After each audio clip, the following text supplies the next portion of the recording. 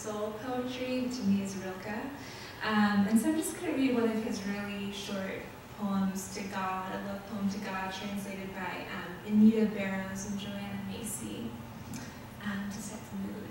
So Rilke says, I live my life in widening circles that reach out across the world. I may not complete this last one, but I give myself to it. I circle around God, around the primordial tower. I've been circling for thousands of years, and I still don't know. Am I a falcon, a storm, or a great song? And so that will be the epigraph of my reading, is I still don't know. Am I a falcon, a storm, or a great song? I feel that way all the time, maybe you do too. So the first poem is called What's Wrong? What's wrong? A cyst on the tip of an ovary, a cramp in the base of the skull, lightning stitching into the metal lid of a well, floods, of course, and blizzards too, lost on Lake Superior in a leaky canoe without an oar, an orange peel and an apple's core shoved down your throat, an egg in Cool Hand Luke's belly, a snake beelining the burnt and crackling grass, a crack in the concrete, crack in the window pane, crack in the shield of a brave and virtuous warrior. The tear on his cheek, he shouldn't be crying. My friend's boyfriend kicked into rehab for a habit he said he'd been quitting but didn't or couldn't, or who cares, he's gone.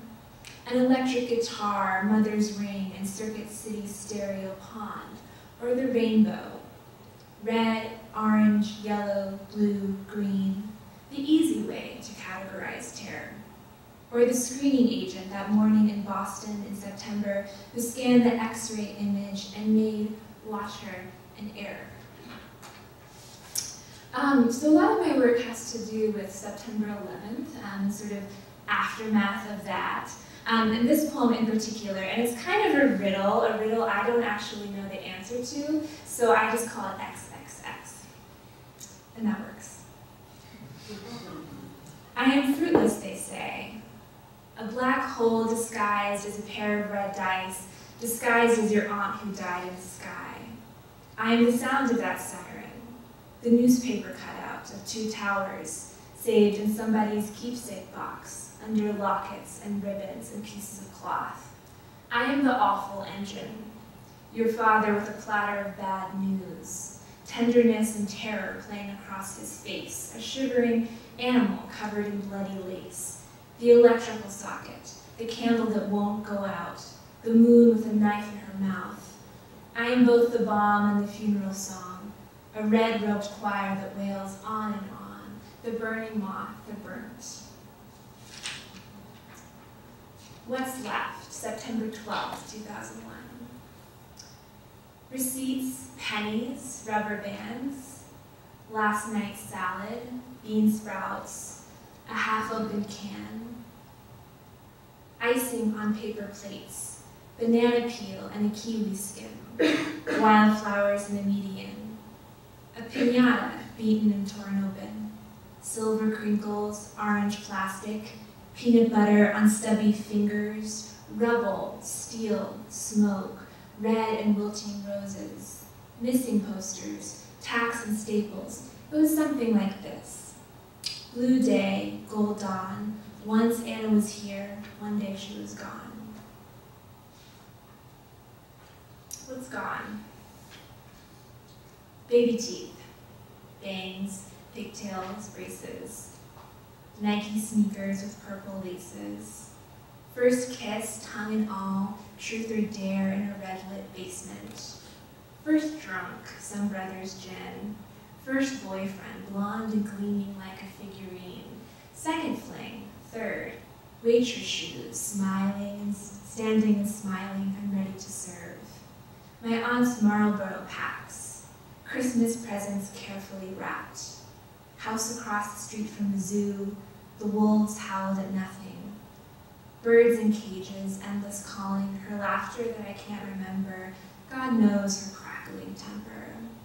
What would I give me now 25, she still alive at 59. We'd split a bottle of wine. We'd call it dinner. Also, I want to say thank you so much, Dee and James, for making this reading series so special. I know we're all really grateful that you guys are hosting. So, switching gears a little bit, I'm moving into some poems focused on my grandmother, and this one is called Nursing Home. A foggy aquarium, a baby in a basket floating down a river, 10 million fireflies let loose on the moon. My grandmother on a sofa reading the same book over and over and over, and repeating the name of her first best lover, the man who fell backwards out of a window in San Francisco. Suicide? Whiskey? A black jackrabbit in a blizzard drinks the snow.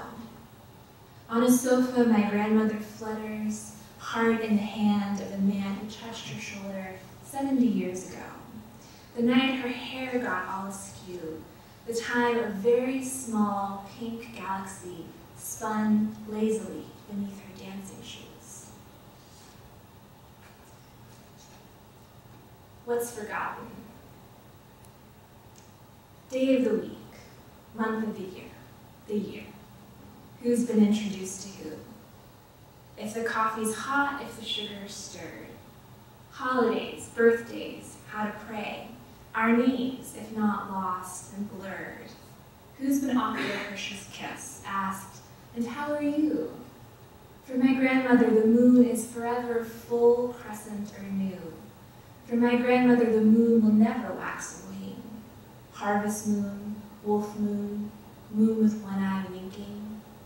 Time is somewhere out past the county line, waving his soft gray gloves. She can't lure him in. What's here now is the view.